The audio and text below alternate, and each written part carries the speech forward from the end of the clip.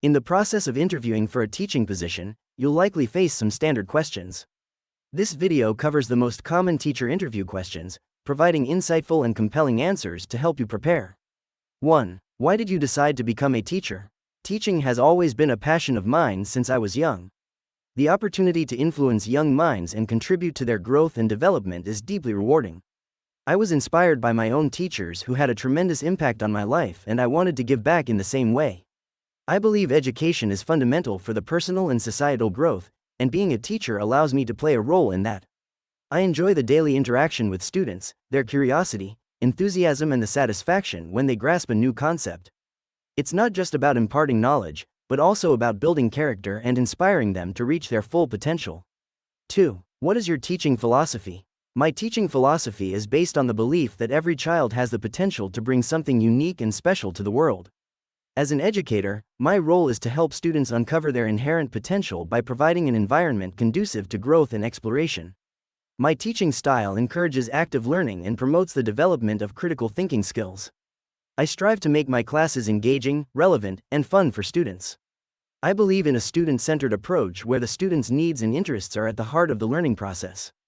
Teaching is a dynamic and rewarding profession, and I am committed to fostering a love for learning and a sense of curiosity in my students. Through my teaching, I aim to empower students to become independent thinkers and lifelong learners. 3. How do you engage students who seem uninterested in learning? Engaging students who show little interest requires understanding of their individual needs and interests.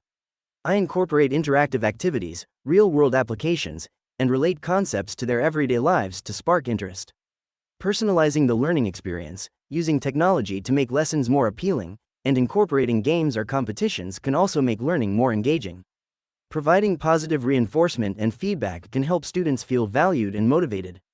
I believe creating an environment where students feel comfortable expressing their thoughts and ideas helps foster interest in learning. 4. How do you incorporate technology into your lessons? I incorporate technology into my lessons by leveraging various digital tools and platforms. For instance, I use educational software to make learning interactive, engaging, and fun. Using projectors and presentations helps to visually illustrate concepts and make them more understandable. I also incorporate online resources, such as ebooks, videos, and podcasts, into my lessons to provide different perspectives on a topic. Utilizing online quizzes and assessments not only makes learning enjoyable, but also provides immediate feedback. This allows me to promptly address any gaps in understanding. I try to use technology not just as an add-on, but as an integral part of the learning process, fostering digital literacy skills among students. 5. How do you handle classroom discipline? I believe in creating a respectful and positive classroom environment that encourages student participation and promotes learning. I set clear expectations from the beginning and consistently enforce them. If a student is disruptive or disrespectful, I address it immediately and in a professional manner. I engage in a dialogue with the student to understand the root cause of their behavior and work out a solution together. I also involve parents, if necessary, to help reinforce positive behavior. I aim to make my classroom a safe and supportive space for every student. 6. How do you differentiate instruction for students with diverse learning needs? Understanding that each student learns differently, I employ various techniques to cater to their unique needs. For visual learners, I use diagrams, charts, and pictures. For auditory learners, I incorporate more discussions and verbal instructions. For kinesthetic learners, I include hands-on activities. I also provide extra support for students who might be struggling. Regular assessments help me monitor their progress and adjust my approach if needed. Regular check-ins with students also allow me to get their input on what works best for them. 7. How do you communicate with parents about their child's progress? In communicating with parents about their child's progress, my approach is proactive, consistent, and transparent. Regular updates via emails, phone calls, and parent-teacher conferences are essential. I ensure that these updates are not just about grades, but also about the child's behavior, participation, and overall improvement in class. I also utilize digital platforms for real-time updates, which parents can access at their convenience. The key here is to keep the lines of communication open and active. It's not just about providing information, but also about listening to their concerns and suggestions. This two-way communication helps in creating a supportive learning environment for the child, both at school and at home. I believe that consistent communication helps in building a stronger bond between the teacher, the parents, and the child, which ultimately contributes to the child's success. 8. What strategies do you use to promote critical thinking skills? Promoting critical thinking skills in students is crucial for their future success. One strategy I use is inquiry-based learning, where I guide students to ask questions, research answers, and devise solutions. This encourages them to be curious and think beyond the surface level. I also incorporate problem-solving activities in my lessons, which requires students to apply their knowledge in practical situations. I encourage debates and discussions which stimulate their minds and help them to see different perspectives. Lastly, I often use real-life scenarios in my lessons to make learning more relevant and engaging, enhancing their ability to think critically. 9. How do you stay current with developments in education in your subject area? I stay updated with the latest developments in education in my subject area by engaging in continuous learning and professional development. This includes attending educational conferences, workshops, and webinars. I also read educational journals, books, and online articles to keep myself informed about the latest research and trends in education. Besides, I'm active on professional online forums and social media groups where educators share their experiences and insights. I believe keeping abreast of the latest teaching methodologies and technologies, and subject matter developments is crucial for an educator to provide the best learning experience for the students.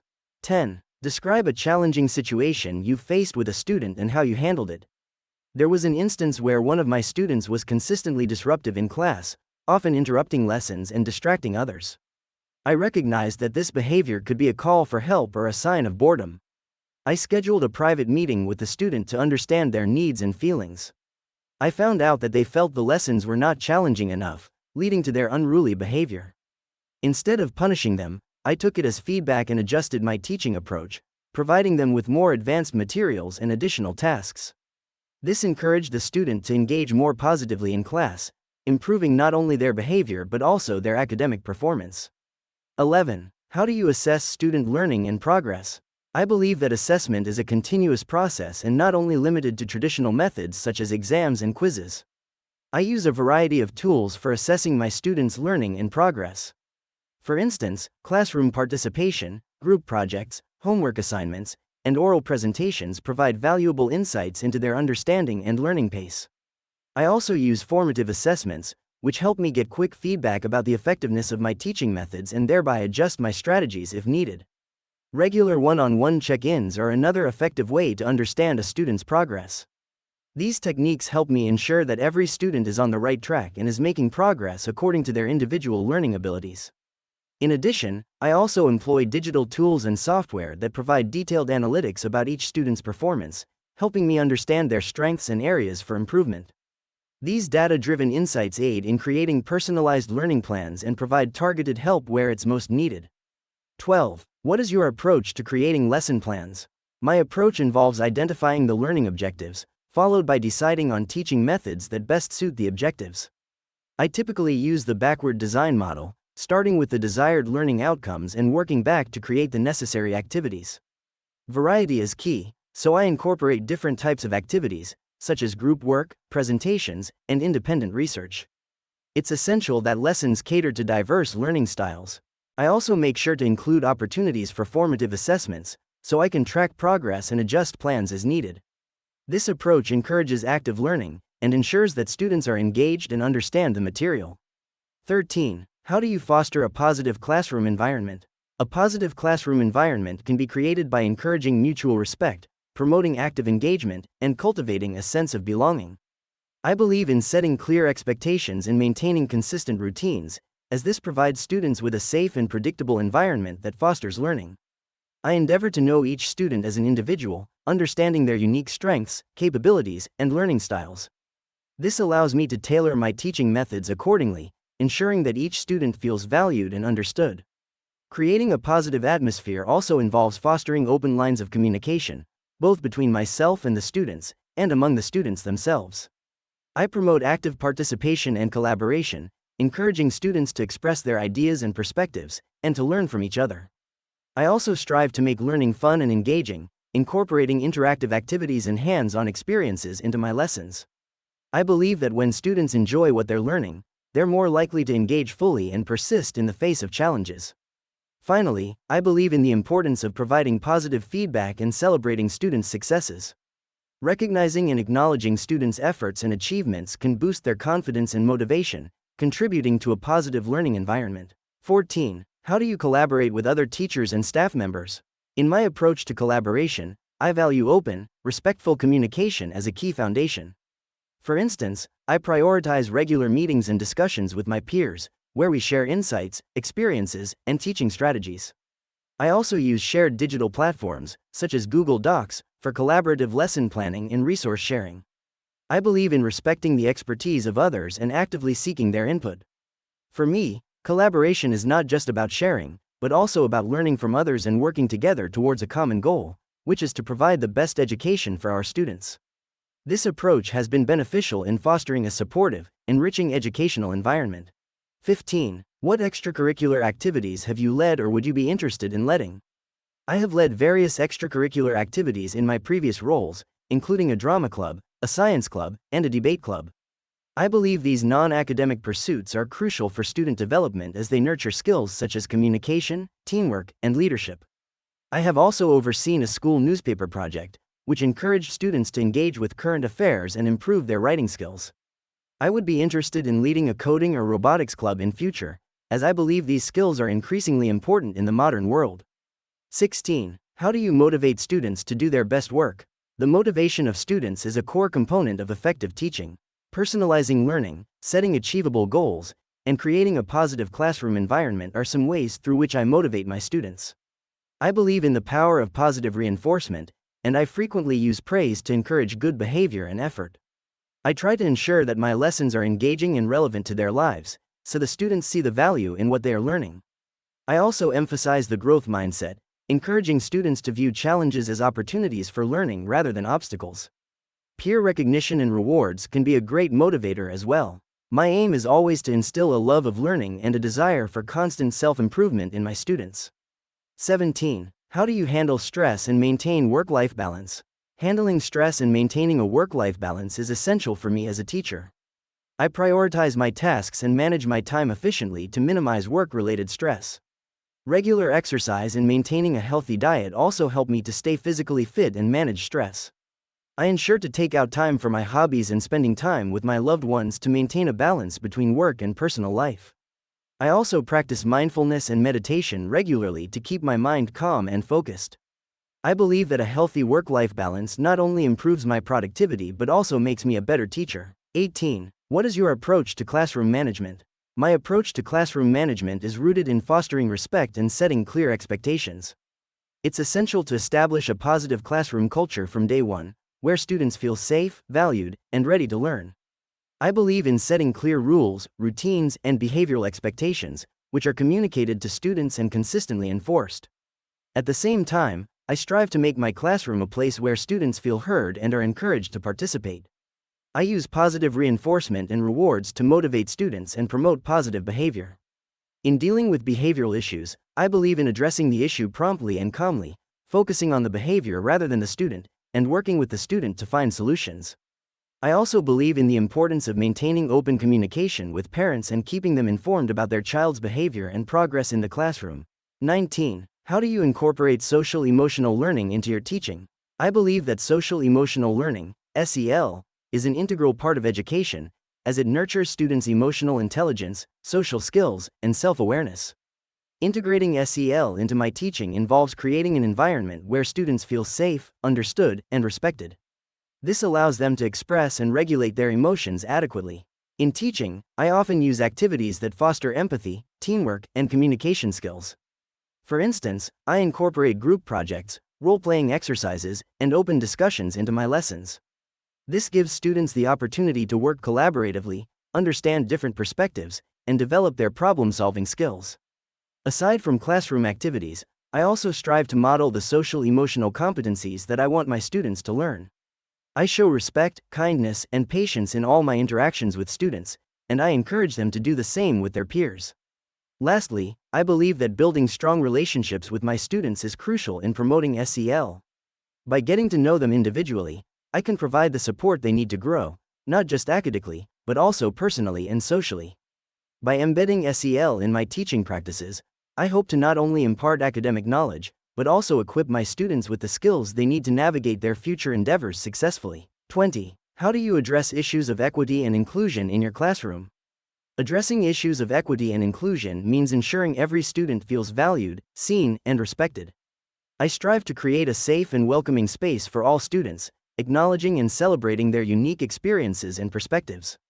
Culturally responsive teaching is an integral part of my approach, incorporating materials that reflect the diversity of my students. Sensitivity and respect towards different cultures and backgrounds is key.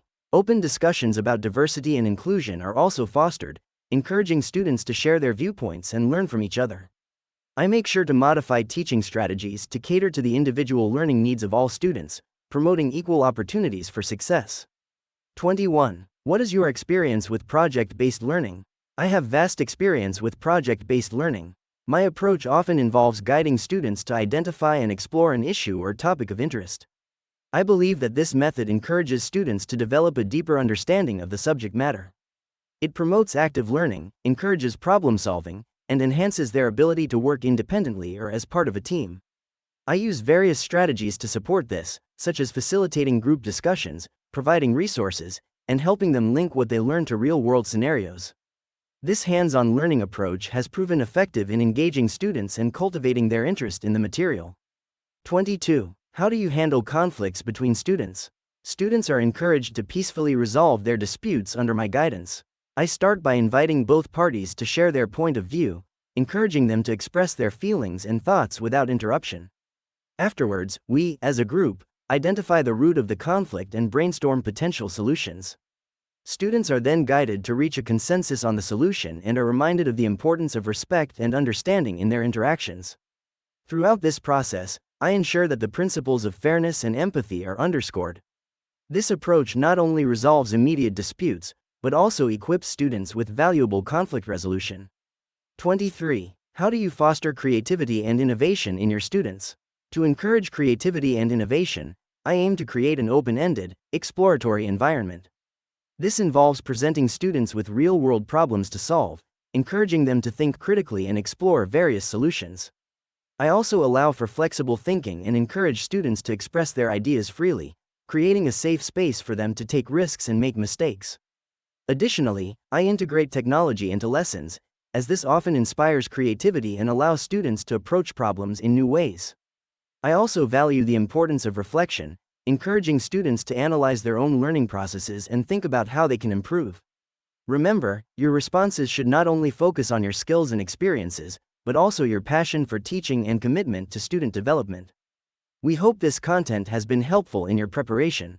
If you find our videos valuable, please press the like button and don't forget to subscribe for more insightful content.